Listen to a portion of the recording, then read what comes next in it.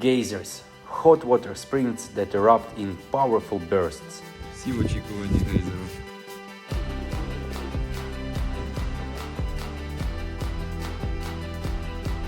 Volcanoes. Eruptions in Iceland happen quite often.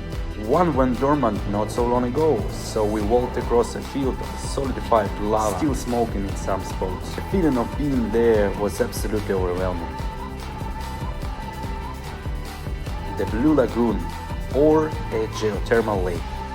Interestingly, it wasn't formed naturally. It appeared as a result of condensed runoff from the nearby geothermal power plant. And Iceland saw us off in the most magical way, the Northern Lights.